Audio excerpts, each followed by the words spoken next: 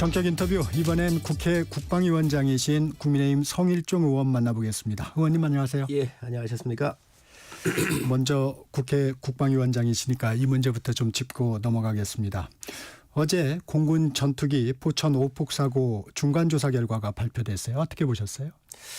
우선 놀라셨을 현지에 또 피해를 입으신 주민들한테 죄송하다는 말씀을 드리고요. 또 국민들께서도 굉장히 걱정을 많이 하셨는데 하여튼 최선을 다해서 사후 수습을 좀 하고요.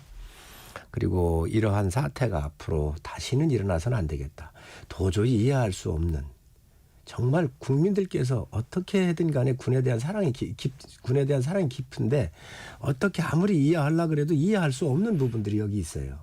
그래서 이거에 대한 아주 명확한 그 사고에 대해서 사고의 개요에 대해서 설명을 드려야 되고, 또 이와 관련된 그동안 문제가 있는 것들을 적나라하게 드러내서 저는 아주 심한 그러한 평가를 좀 해야 된다고 생각을 해요. 네, 이 원인은 일단 조종사의 좌포 입력 실수로 나타났는데 그 과정에서 늑장 보고 또 늑장 대응, 이 전반적인 상황 관리가 제대로 이루어지지 않았다고 당사자도 얘기를 했어요.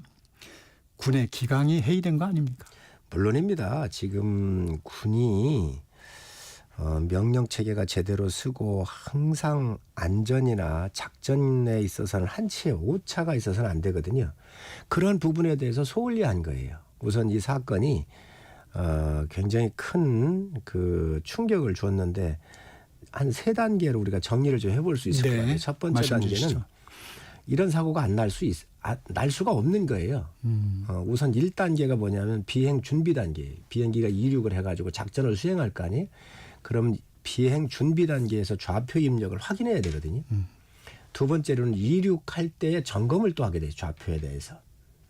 세 번째는 그 작전을 수행을 해가지고 이제 승진 훈련장에 투하할 거 아니겠습니까? 네.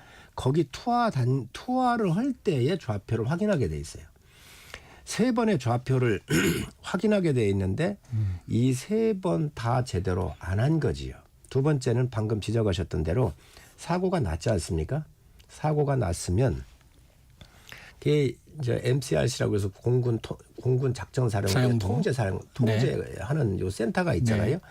거기에서 인지를 한 게 10시 6분이에요. 정확하게 10시 3분인가 그렇군요. 그래서 10시 6분에 조종사가 MCRC에서 문제가 있다 생각을 했어요. 왜냐하면 표적에 이 폭탄이 떨어지지 않는 걸 확인한 거거든요. 그래서 그때에 이제 조종사한테 확인 요청을 합니다. 그러니까 조종사가 이게 문제가 있다라고 확인을 해요. 좌표 입력이 잘못됐구나. 그래서 그런 과정에서부터 두 번째로는 보고 단계의 굉장한 문제점을 또 드러낸 거 아니에요? 그러면 보고를 받아서 상황이 확인이 됐으니까 그러면 조치를 해야 될 거 아니에요. 세 번째 단계 현장에 대한 오폭이 이루어졌으니까 주민들을 보호해야 되고, 또 필요하면 소방서, 지자체, 또 육군, 합참을 통해서 육군 같은데 모든 곳에 또 뭐 예를 들면 분명히 환자가 있을 테니까 의무사령부에도 연락을 해서 지역 병원에도 대기를 해야 되고, 이러한 것들이 종합적으로 이루어져야 되지 않겠습니까? 이런 것들이 1단계는 좌표 확인하는 거 잘못돼 있고, 두 번째로는 보고 단계도 이게 굉장한 시간이 걸렸다. 세 번째는 그러면 보고가 됐으면 현장 조치에 대한 수습 단계로 들어가야 되는데 이것도 엉망이었다. 이렇게 봤었을 땐 과연 이게 정상적인 작전이었고 이런 것을 해결할 수 있는가 하는 건 군에 대한 굉장한 문제점을 드러낸 거라고 생각이 됩니다. 국회 차원의 어떤 진상조사나 대책도 마련되나요? 예, 지금 현재 사고가 나자마자 이제 제가 현장을 바로 가서 이렇게 확인하고 여러 가지 협조할 것들을 좀 얘기를 했고요. 또 저를 비롯해서 국방위원들이 다 보고를 받고 있습니다. 그런데 국회를 바로 열을 수 없는 것이 지금 훈련 중이거든요. 이 훈련 기관에는 합참을 비롯해서 6회 공이 이 훈련에 집중을 해야 되기 때문에 집중하고 있는 공군사령관 뭐 예를 들면 합참의장을 부를 수가 없습니다. 그렇기 때문에 지금 국회를 열어도 좀 한정되게 국방부 차관 정도나 이 정도만 부를 수밖에 없어서 요거를 지금 현재 고민을 좀 하고 있습니다. 그래서 네. 훈련이 마무리되고 난 이후에 할 건지 이런 것들은 국방위원들하고 협의를 한번 할 거고요. 반드시 이번에 이와 관련된 그 각 단계에서의 문제점들을 파악을 해보고 거기에 그 나태한 근무로 인해 가지고 피해를 유발한 사람들이 있으면 반드시 책임을 물어야 하고 그리고 이에 따르는 앞으로의 여러 대비책을 꼼꼼하게 점검을 해서 다시는 이런 일이 일어나지 않도록 국민들께서 걱정하시지 않도록 하겠다는 말씀을 드립니다. 네. 정치 현안도 살펴보겠습니다. 윤석열 대통령의 석방 장면. 민주당에서는 개선 장군 같은 모습을 보였다고 비판했습니다. 어떻게 보셨습니까? 뭐 민주당이야 늘 그렇게 얘기를 하겠지요. 네. 뭐 정치적인 문제니까요. 또 네. 그런 얘기를 할 거라고 보여지고 그러면 나오시는 게 뭐 개선 장군이라고 얘기를 했는데 그러면 이재명 대표가 은행장들 다 불러놓고 대통령 행세하듯 했던 건 뭐라고 얘기할 겁니까? 뭐 정치적인 공방이니까 그냥 그렇게 알겠습니다. 네. 윤 대통령 석방 다음 날 권영세 비대위원장, 권성동 원내대표가 윤 대통령을 예방했습니다. 어떤 의미인가요? 아무래도 대통령 하다가 감옥에 갔다 오셨잖아요. 집권당의 당대표하고 원내대표가 가서 고생한 거 위로도 해드리고 또 당의 여러 가지 뭐 관련된 이런 것도 있었는지는 모르겠지만 일상적으로 가서 뵙고 나오는 것까지야 비난하고 할 수 있는 상황은 아니지 않겠습니까? 다른 정치적 의미는 없다. 예, 그렇습니다. 뭐 다른 정치적인 이야기할 시간도 그렇게 많지 않았었고요. 뭐 저는 당연히 대통령께서 고생하고 나오셨기 때문에 당연히 갔다 오는 그런 일상적인 인사 아니었나 생각을 합니다. 여권 인사들이 앞다퉈서 윤 대통령 예방 요청을 하고 있다고 합니다. 이런 모습은 좀 어떻게 보세요? 저는 그거는 바람직하지 않을 거라고 생각을 해요. 네. 예. 또 이게 여러 사람을 만나다 보면 정치적인 여러 또 오해의 소지가 있잖아요. 네. 그래서 제가 볼 때는 여당 의원들이 좀 뵙고 싶어도 정치적인 거로 하기보다는 인간적인 측면에서 뵙고 싶어 하는 것 같은데 뭐 이후에 뵈도 될 것 같으니까 제가 봤을 때는 우선 여러 억측을 날 수 있는 그런 정치적인 행위는 좀 절제하는 게 낫지 않겠나 생각을 합니다. 이 국민의힘에서 윤 대통령을 옹호하는 것으로 비춰지는 모습, 이런 모습들이 중도층의 지지율에는 좀 그렇게 긍정적이지는 않지 않겠습니까? 어떻습니까? 저는 그렇게 생각하지는 않습니다. 네. 예. 옹호하는 게 아니라 지금 공수처의 만행 같은 걸 얘기하고 있는 거 아닌가요? 대통령 불법 체포한 겁니다. 아니 생각을 해봐 보세요. 대통령 현직 대통령이에요. 현직 대통령 체포가 쉽습니까? 법에도 정말 일반 법에 대해서는 소추가 금지되어 있잖아요. 그런데 형사소송법 110조, 111조에 의하면 대통령을 체포하러 갈 때 그 외곽에 쓰고 있는 군부대 시설이잖아요. 네. 군부대 시설에 대해서는 반드시 승인을 받도록 되어 있어요. 공수처가 여기에 승인을 안 받고 들어갔습니다.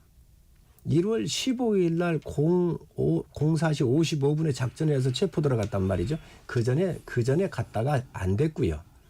그리고 두 번째 영장 나왔을 때 110조, 111조를 제외한다고 그랬어요. 그랬죠. 그렇잖아요. 네, 논란이 빚어졌죠. 자, 논란이 있으니까 그거는 적용을. 그러면 공수처는 110조, 111조에 의해서 55 경비단장한테 부대 출입을 승인을 받아야 되는데 1월 14일 날 어떻게 했습니까? 55 경비단장 수사할 게 있으니 나와달라 그래가지고 만났어요. 그때 뭐 협박하고 해가지고 도장 받아서 자기들이 딱불 공문 만들었던 거 아닙니까? 그래가지고 그거를 받은 거로 자기들은 생각한 거지요. 그러고 나서 그게 2시 반이에요. 다시 55 경비단장이 부대로 복귀를 해보니까 3시에 가서 전산을 열어보니까 컴퓨터를 열어보니까 거의 공문이 와 있는 거예요. 똑같은 공문이. 그래서 4시에 출입을 할 수 없다라고 공문을 다시 보냅니다. 공수처로. 그게 최종 공문이에요. 그런데 6시 반에 공수처에서 부대장이 출입을 허가하는 공문을 받았다라고 발표를 해요. 그러니까 그 당시에 55 경비단장이 그런 적이 없다 하고 공문을 또 내놨어요. 네. 그러니까 7시 10분에 공수처에서 그 공문을 늦게 확인했다 그랬거든요. 늦게 확인했다. 4시에 보낸 55 경비단장의 부대 출입을 불허한다라고 하는 공문을 늦게 확인했다 그런 거예요. 그러니까 확인이 된 거 아니에요. 허가 안 할 수가 없다라고 불허라고 하는 걸 확인해 놓고 다음 날 15일 날 4시 55분에 작전을 벌여가지고 들어가서 불법 체포한 겁니다. 이런 일을 벌인 게 공수처예요. 있을 수 없는 이야기입니다. 그리고 공수처에 내란죄가 없잖아요. 그렇죠. 내란죄가 수사권이 없잖아요. 그럼에도 이런 수사를 다 해놨잖아요. 이러한 아주 있을 수 없는 일들을 벌인 게 이번에 공수처입니다. 이런 거를 여당이 얘기하는 것이죠. 그게 관련 수사로 예. 할 수 있다는 이제 주장을 폈었죠. 자, 의원님 법원의 이번에 구속 취소 결정 사유도 내용을 좀 들여다보겠습니다. 두 가지 큰 골자가 있었어요. 첫째는 날짜 말고 시간으로 계산해야 된다. 구속 기간을. 두 번째는 공수처에 대한 수사 절차의 적법성 문제, 이 의문이 있다. 뭐 이렇게 얘기를 했는데 이 부분은 좀 어떻게 보셨습니까? 그렇습니다. 구속과 관련된 모든 권한은 법원에 있는 것이지요. 그렇잖아요. 이 영장을 발부하고 안 하고 하는 것은 권한이 법원에 있는 겁니다. 검찰에 있는 게 아니고 법원의 결정을 낸 것을 지금 민주당이 검찰을 공격하고 있잖아요. 네, 즉시항고를 포기한 부분에 대해서. 그렇습니다. 또 그 즉시항고를 하면 안 된다라고 2012년도 6월 27일 날 헌재에서 이거 위헌이라고 판결이 났잖아요. 근데 이제 이게 구속 취소에 대한 부분은 아니었죠. 그 당시에는. 그래서 구속 취소에 대해서 즉각 항소에 대해서는 우연 판결이 난 거예요. 자, 그런데 이 부분에 대해서 이러한 근거에 하에서 지금 현재 이제 즉시 그 항소하는 것을 검찰총장이 안 한 거잖아요. 네. 그런데 지금 이걸 가지고 왜 안 하냐고 검찰을 공격을 하는데 저는 민주당을 이해할 수가 없어요. 구속과 관련된 거는 법원이 낸 거잖아요. 그럼 법원을 공격은 안 하고 왜 검찰을 공격하는지 모르겠어요. 검찰은요, 법원이 내준 것대로 시행하면 되는 거예요. 의원님 생각에 왜 그렇다고 보세요? 아무래도 이재명 대표의 판결을 앞두고 있지 않습니까? 여러 가지 정치적인 계산을 하고 있는 것이죠. 네. 이 부분은 구속 기간 부분은 기존의 어떤 관리를 좀 뒤집는 부분이어서 법원 내에서도 상당히 좀 논란이 있는 것 같습니다. 검찰도 당황하는 분위기고요. 그래서 상급심의 판단을 한번 받아봐야 되지 않았겠느냐. 이 첫 번째 이유로 든 구속 기간 이런 의견도 있습니다. 어떻게 생각하십니까? 방금 전에도 제가 말씀을 드렸지만은 이 우연 판결이 다 있었고요. 또 네. 저는 민주당에서 이야기할 수가 없는 게 2012년도 간첩단 사건이 있었거든요. 네. 이석기 내란과 관련된 사건. 이때 인권 하면서 민주당 대변인이 성명을 다 내고 했습니다. 대한민국 윤석열 대통령은 대한민국 대통령입니다. 대통령은 인권이 없습니까? 간첩보다 못합니까? 그런데 이러한 법원의 판단에 대해서 지금 검찰을 공격을 하고 왜 즉시 항고를 않느냐고 얘기를 하는데 그거야말로 정말 이게 인권을 중시했던 정당이 맞는 겁니까? 모든 것이요. 지금 현재 정치적인 공세로 그저 그 윤석열 대통령 그저 탄핵에만 몰두해 있다. 대한민국 법치가 무너졌다고 보는 것이죠. 전 있을 수 없는 일이라고 생각을 해요. 한 가지 좀 청취자 여러분들을 위해서 분명히 하고 가면 보석이나 구속 집행 정지에 대해서는 헌재가 위헌 판단을 했고 그다음에 이제 구속 취소에 대해서는 즉시 항고를 할 수 있는 부분을 남겨놨다는 부분은 전달해 드리고요. 이번 구속 취소 윤 대통령의 형사재판에는 어떤 영향을 줄까요? 이제 공소 기각을 해야 되는 거 아니냐 이런 얘기가 좀 많이 나오고 네. 있죠. 그런데 저는 그것도 제가 법의 전문가는 아니니까 전문가 영역으로 맡겨야 될 부분이긴 한데 일단 내란죄가 공수처에 권한이 없다라고 하는 것을 법원이 이번에 판결을 내려준 거 아닌가요? 의문이 있다고 명확한 그렇습니다. 그렇다고 한다면 규정과 판례가 없다. 지금 공수처가 이 내란죄를 수사를 하면서 컨트롤 타워 역할을 했잖아요. 검찰이 얻은 네. 것도 다 갖고 오라고 이첩을 해서. 이첩 받았잖아요. 네. 공수처법에 의해서. 네. 컨트롤 타워예요. 컨트롤 타워의 의문이 나왔고 이거에 의해서 지금 이 사건에 대해서 지금 구속했던 게 석방된 거란 말이죠. 그렇다고 한다면 다른 데도 기각하는 게 맞지요. 저는 그 논리가 지금 법조인들 사이에서 꽤 많이 나와 있는데 이 부분도 다음에 굉장한 영향을 줄 거라고 예측하고 있습니다. 네. 그 논리적으로 맞잖아요. 불법 구금 상태에서 기소를 한 게 맞느냐 뭐 이런 얘기 또 내란죄가 지금 내란죄 수사권에 대해서 공수처가 없다고 하는 거에 대해서 지금 법원이 판결을 낸 거란 말이죠. 그렇다고 한다면 이 내란죄를 컨트롤 타워가 돼가지고 공수처가 수사의 수집한 증거. 그 중심에 있었거든요. 네. 그렇기 때문에 다른 사건들도 그에 대한 영향을 주는 게 전 맞다고 생각을 합니다. 그렇게 되면 예를 들면 다시 경찰이 재수사를 하는 경우도 생길 수 있다고 보십니까? 그거는 법리적으로 한번 좀 따져봐야 되겠는데 한번 수사한 건 또 재수사를 못하게 돼 있다 그러거든요. 그렇기 때문에 그런 부분들에 대해서는 아마 법률가들의 영역이기 때문에 저희가 법률에 대해서는 네네. 좀 약한 부분이 있지요. 전문가들한테 넘기는 게 좀 맞을 것 같습니다. 네. 여야 반응은 엇갈리고 있습니다. 국민의힘에서는 공수처 폐지론을 내세우면서 공수처장을 직권남용 혐의로 고발을 했습니다. 공수처의 문제 부연을 좀 해주시면 어떻습니까? 민주당이 주장하시는. 우선 내란죄를 수사할 수가 없다라고 하는 것은 당시에도 여러 번 나왔던 거거든요. 그거를 이첩받아 가지고 직권남용으로 수사를 하면서 인지했다 그랬는데 이게 인지될 사항이 아니잖아요. 왜? 모든 국민이 다 알고 있었으니까. 네. 그래서 이런 문제부터 지금 공수처가 또 영장 쇼핑을 하지 않았습니까? 대국민 사기극을 벌린 거예요. 국회에서 얼마나 물었습니까? 저희 주진우 의원을 비롯해서 여러분들이 그 서울 중앙지법에 영장을 청구한 적이 있었냐라고 물었잖아요. 없다 그랬습니다. 다 나오고 있지 않습니까? 정말 그래놓고 이것을 서부지법으로 갔잖아요. 거기를 왜 갔을까요? 이게 우리법 연구회 같은 데하고 완전히 이게 카르텔이 되어 있는 데 가가지고 이런 일을 벌인 겁니다. 있을 수 없는 대한민국이 있을 수 없는 이런 수사기관인 거지요. 이 수사기관은 원래 저희가 반대를 했었습니다. 그래서 이게 20대부터 문제가 됐던 거거든요. 지금까지도 재판을 받고 있습니다. 그런데 민주당이 이걸 밀어붙여 가지고 만드는 기관이 민주당을 위한 기관을 만들었던 거지. 지금 그렇게 됐습니다. 그러니 이거에 대해서 지금 그 폐지를 해야 된다 하는 게 힘을 얻고 있지요. 저는 이번 사태를 보면서 영장 쇼핑 같은 경우 이런 걸 보면서 이 기관이 존재할 수 있을까? 이건 전 존재할 수가 없다고 생각을 해요. 민주당에서는 앞서도 잠시 언급하셨지만 검찰을 겨누고 있습니다.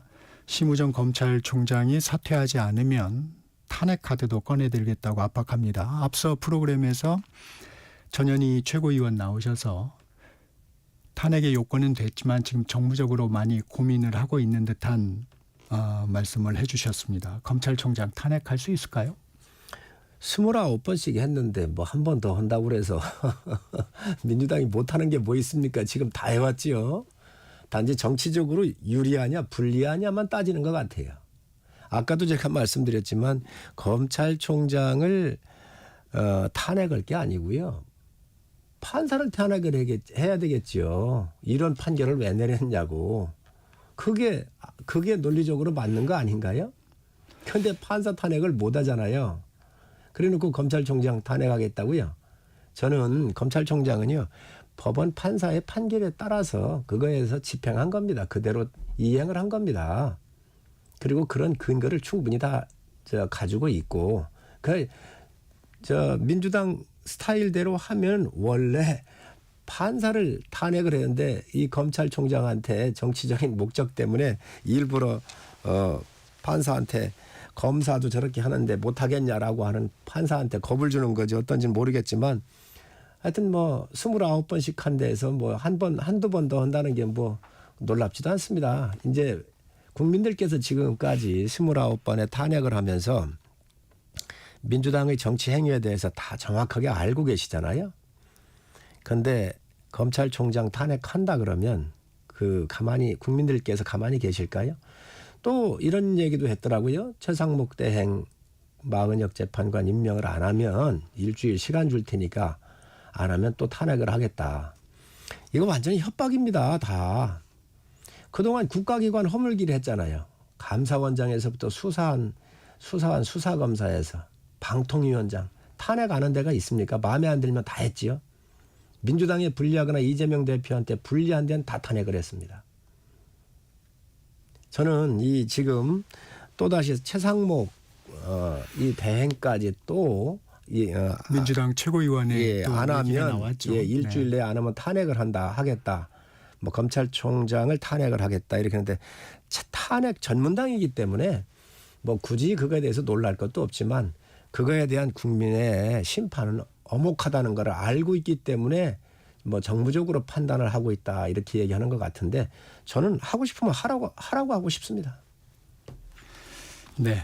형사재판과 일단 헌재의 탄핵 심판은 다릅니다. 다르긴 하지만 이번 구속 취소 결정 헌재의 탄핵 심판에 영향을 미칠까요? 저는 미친다고 봐요. 상식적이잖아요. 그런데 헌재법에 보면 형사소송법에 진행되고 있는 이런 사안들에 대해서 다 그 헌재법에 이거를 준용하게 돼 있잖아요. 준용하게 돼 있잖아요. 네. 자, 그런데 지금 그러면 기본적으로 형사소송의 재판이 끝나지도 않았습니다. 1심도 안 끝났습니다. 최소한 1심이라도 재판이 끝난 그 근거 자료를 갖고 가서 써야지요.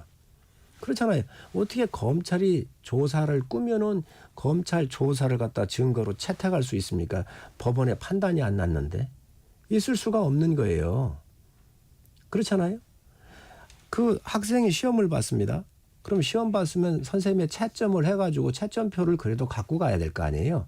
이것도 없이 학생이 그냥 어떻게 썼던 간에 그냥 그거 갖다가 쓰겠다는 거잖아요. 지금 논술을 썼는데 논술 시험에 대한 채점도 안 끝났는데 그놈을 갖다 쓰겠다는 거. 이거를 국민이 누가 납득할 수가 있겠습니까? 그래서 굉장한 저는 영향이 있을 거라고 보고 재판관들께서도 고민을 많이 하실 거라고 생각을 합니다. 그 수사기관의 조서를 쓸 수 없다는 그 헌법재판소 법은 완화해서 적용할 수 있다. 헌재에서는 이제 그렇게 밝혔었죠. 그때 이제 논란이 됐을 때.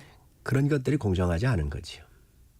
왜냐하면 이 탄핵 심판이라고 하는 것을 빨리 끝내려고 하다가 보니까 그런 거예요. 지금 모든 게 서둘러서 그런 거 아닙니까? 심지어 곽종군 사령관이나 또 그 국정원 홍장원 차장 같은 메모 같은 거에서 전부 다 민주당 의원들이 여기에 탄핵 공작을 했다고요. 그렇지 않습니까? 그런 정황이 지금 나오고 있잖아요.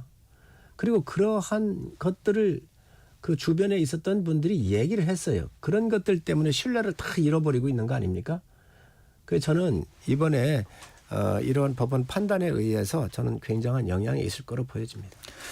의원님 이번 주에 선고가 될 것이라는 전망이 많았습니다. 근데 아직 선고일도 예고가 안 됐어요. 어떻게 보십니까? 그만큼 헌재 내부에서 여러 경론이 있는 거 아니겠습니까?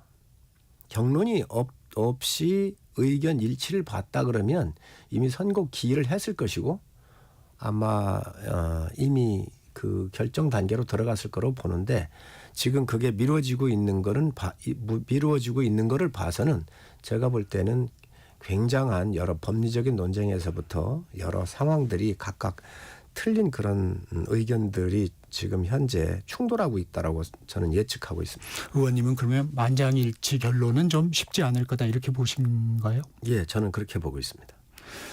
오늘 국민의힘에서 윤 대통령 석방을 둘러싼 전국 대응 방안을 놓고 의원총회를 연다고 합니다. 어떤 얘기들이 좀 나올까요? 아무래도 이제 민주당의 그 탄핵에 대한 협박이 또다시 지금 도졌잖아요. 검찰총장 탄핵에 대한 협박 그리고 최상목 대행에 대한 협박 여러 가지 이런 협박 정치를 다시 재개를 하고 있기 때문에 이런 부분들에 대해서 의원들이 아마 자유로운 그런 의견 개진이 있을 것 같습니다. 한덕수 총리 측에서 또 윤 대통령 탄핵 심판보다 자신의 탄핵 심판을 먼저 선고해달라 의견서를 또 헌재에 제출했다고 합니다. 이 부분이 자꾸 미뤄지는 이유는 뭘까요? 제가 볼 때는 헌재가 지금 기교를 부리고 있는 거 아닌가 생각하고 있거든요. 네. 이미 뭐 모든 절차 과정이 다 끝났고요. 또 지금 대대행 체제로 가고 있잖아요. 그렇죠. 국가를 위해서도 또 지금 변화하고 있는 미국을 중심으로 여러 가지 변화하는 상황들이 많은데 이런 국가를 위해서 생각을 해보면 한덕수 대행 체제를 빨리 판단을 내려줘야지요. 다 지금 그 심판의 절차를 마무리해놓고 지금까지도 지금 그 결론을 안 내고 있는 것은 국가적으로 굉장히 손해입니다. 저는 이 부분에 대해서 저는 헌재가 빨리 내야 된다고 생각을 하고요. 예를 들어서 한덕수 대행님께서 의결 정족수가 대행으로서 네. 대통령 대행으로서 200명 이상의 의결을 받아야 되는 거잖아요. 그런데 이렇게 났을 경우는 엄청난 후폭풍이 또 오겠지요. 그 이후에 두 명을 임명한 헌재 재판관의 이 자격 부여가 과연 맞느냐 그렇죠. 이 문제가 나올 거 아니겠어요? 정족수 문제가. 그렇기 때문에 이런 것을 좀 꼼수로서 자꾸 고민을 하다가 보니까 이게 전 느려지고 있는 거 아닌가 제 나름대로 예측을 하고 있습니다. 그러면 윤 대통령 탄핵 심판이 먼저 나올 걸로 보세요? 그것도 굉장히 어려울 거예요. 그것도 지금 법리적으로 너무 복잡한 문제가 있고 정황적으로 네. 굉장히 오염된 이런 상황들이 오고 아주 복잡하게 연결되어 있는데 한덕수 총리는 굉장히 단순해요. 이게 의결 정족수가 얼마 할 거냐 그렇잖아요. 대행으로서 할 거냐 국무총리로 할 거냐 이런 이야기 하나 남아 있잖아요. 나머지는 뭐 그렇게 중요한 사안이 아닙니다. 그런데 이것을 대행으로서의 200명 정족수를 해야 되면 150명 이상으로 했잖아요. 탄핵을 해버린 거 아니에요? 그러니 여기에 문제가 걸리니 지금 현재가 옴팍달싹 못하고 있는 거 아닌가 생각이 됩니다. 의원님 개헌특위 위원으로도 활동하고 계시죠? 예. 네. 이재명 민주당 대표가 지도부에 대통령실 세종 이전 가능성 검토를 지시했다고 합니다. 어떻게 평가하세요? 색다른 게 아닙니다. 그 전에도요. 이미 세종시의 대통령 집무실 만드는 거는 이미 다 얘기했던 사항이지요. 그래서 제2 집무실을 세종시에 놓자 이 얘기잖아요. 아, 네. 그건 그러면 그렇습니다. 우리가 생각하는 그런데 부분하고는 다른 부분입니다. 그렇습니다. 네. 이미 다 공약했던 내용이고 그럼 대통령 다른 장관들 다 지금 집무실 세종시가 있잖아요. 그런데 어떻게 하고 있는지 아세요? 서울 와서 근무하는 게 3, 4일씩 네. 됩니다. 국회 일도 있고 하기 때문에. 네. 그래서 이거는 그냥 또 한 번 충청도민을 눈속임하기 위한 것이지 이렇게 가서는 안 된다. 지금 장관들이 세종시에서 근무하고 장관들이 세종시에서 근무하고 있지만 서울에서 근무하고 있는 것도 사실이거든요. 이미 맞습니다. 다 공약했던 내용입니다. 네, 오늘 여기까지 듣겠습니다. 지금까지 국민의힘 성일종 의원과 말씀 나눴습니다. 고맙습니다. 네, 감사합니다. 전격시사 2부 여기서 마치